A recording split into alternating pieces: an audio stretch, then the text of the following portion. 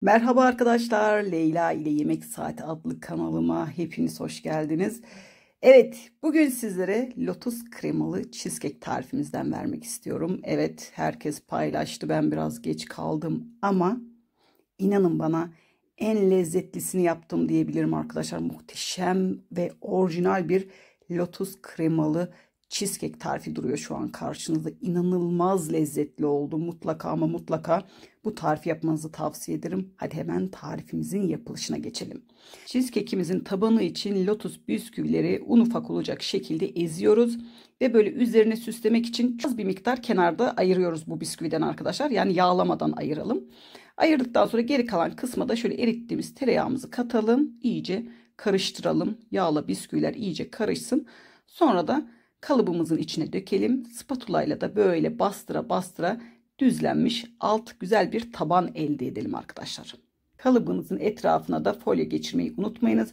Lütfen şu alttaki tepsiden varsa sakın kullanmayın. Çünkü pişirme süresini geciktiriyor. O yüzden ben burada bir hata yaptım şu alt tepsiyi kullanarak. Pişirme süresi bende biraz daha uzadı arkadaşlar. Onu da belirteyim.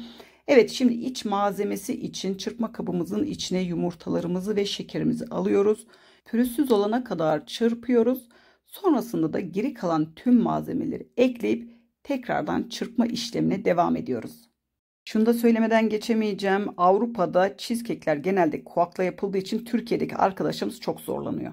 O yüzden bu tarif tam da Türkiye'deki arkadaşlarımıza göre orijinal bir cheesecake tarifi nasıl olur diye düşünüyorsanız arkadaşlar bu tarifi mutlaka izleyin. Malzemelerine bir bakın. Çünkü Türkiye'deki malzemelerle yaptığım için inanın hem çok lezzetli oldu hem de orijinaliyle birebir aynı tariftir arkadaşlar.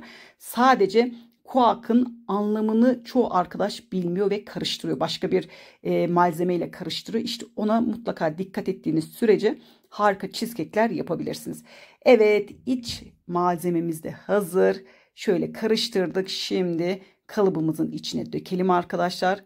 Spatula ile da düzleyelim şöyle. Ondan sonra da 160 dereceli fırında böyle 75-80 dakika arası pişmeye gönderelim. Tepsinin kenarına da şöyle bir kaba su koyup, fırın kabı olacak tabii ki de, su koyalım ki cheesecake çatlamasın. Cheesecake'in piştiğinde nasıl anlarız? Hemen onu da söyleyeyim. 75-80. dakikada fırını açalım arkadaşlar. Şöyle parmağımızı cheesecake'in tam ortasına dokunduralım. Eğer parmağımıza yapışmıyorsa cheesecake pişmiştir.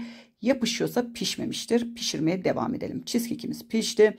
Şöyle lotus kremamıza benmari usulü erittim arkadaşlar ve ılık lotus kremasını yine ılınmış cheesecake'in üzerine döküyorum. Her tarafına gelecek şekilde de böyle elimle tepsiyi sağa sola kaldırıyorum ki güzel bir şekilde cheesecake'imiz lotus kremasıyla buluşsun.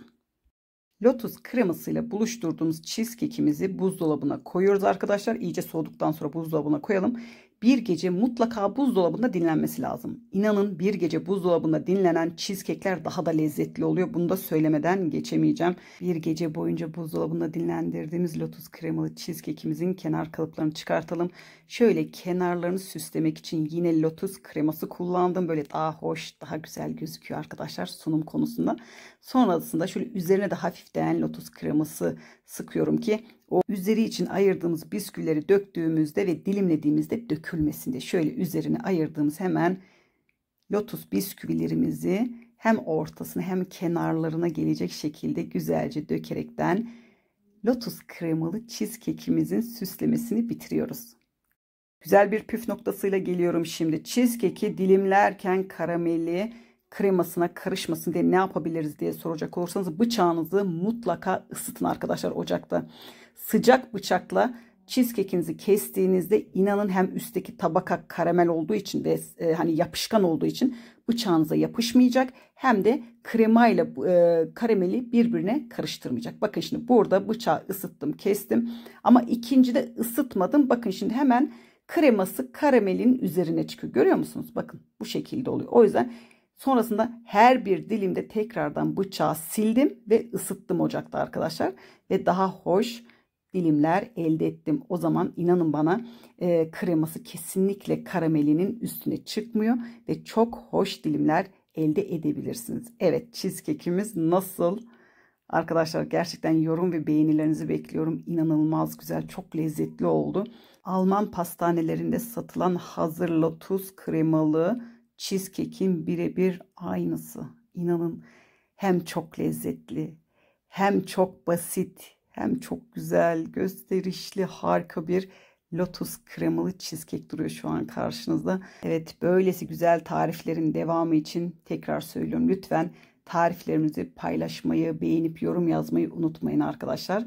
Evet, sonrasında da şunu da belirteyim. Bakın, dilimleri tekrardan biraz daha incelttim. Yani bir dilimi ortadan yine ikiye kestim ki herkese fazlasıyla yetsin. Gerçekten çok harika bir tarifte kanalımda yerini almış oldu. Umarım sizler de bu güzel tarifi yapınca çok ama çok beğenirsiniz. Tarifimizi yapan herkese şimdiden afiyetler olsun diyorum ve bir sonraki tarifte görüşmek ümidiyle kendinize çok iyi bakın. Hoşça kalın.